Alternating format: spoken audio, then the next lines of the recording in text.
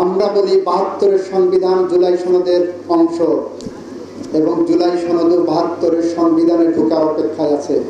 জুলাই সনদ থাকা না থাকার উপরে গণভোটের ভোট বাতিল হওয়া না হওয়া নির্ভর করে না। জুলাই সনদ নিজেই স্বতন্ত্র, স্বকীয় এবং কার্যকরী। জুলাই সনদ কার্যকর করতে পারবে এই পার্লামেন্ট। জুলাই সনদ কিভাবে কার্যকর হবে সেটাও জুলাই সনদের মধ্যেই বলে দেওয়া আছে। সুতরাং জুলাই সনদের সাথে গণভোটের বাতিল হওয়া না হওয়ার কোনো সম্পর্ক নয়, এটা আমরা পার্লামেন্টে সুস্পষ্টভাবে বলেছি। বিএনপি জুলাই সনদকে ধারণ করে হৃদয়ে, বিএনপি জুলাই সনদকে চেতনায় ধারণ করে। বিএনপি বিশ্বাস করে জুলাই সনদ এদেশের জুলাই আগস্ট 2024-এর জুলাই আগস্টে ছাত্র জনতা রক্তের আখরে লিখিত। বিএনপি বিশ্বাস করে জুলাই সনদ এদেশের আপামর জনসাধারণের মুক্তির একটি সনদ। বিএনপি বিশ্বাস করে জুলাই সনদ বিএনপি বাস্তবায়ন করতে অঙ্গীকারবদ্ধ। আর এই জুলাই সনদই বলছে আমাকে বাস্তবায়ন করো সংবিধান সংশোধনের মধ্য দিয়ে।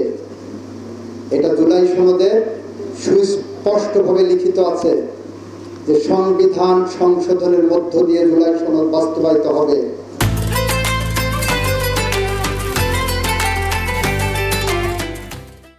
সুতরাং যারা বলছেন গণভোট বাতিল হলে জুলাই সনদ বাতিল হবে, এটা মিথ্যা বিভ্রান্তিকর তথ্য। তারা বলেন ৭২-এর সংবিধান মানি না। আমরা বলি ৭২-এর সংবিধান জুলাই সনদের অংশ এবং জুলাই সনদ ৭২-এর সংবিধানে ঢোকার অপেক্ষায় আছে। ৭২-এর সংবিধানের মধ্যে আমার দেশের লাখো শহীদের রক্তের ঋণ আছে, আমার দেশের লাখো মা বোনের সম্ভ্রমের ঋণ আছে, আমার দেশের বীর মুক্তিযোদ্ধাদের সে সময়ের বীরত্ব কথা ইতিহাস আছে আমার সংবিধানের মধ্য দিয়ে।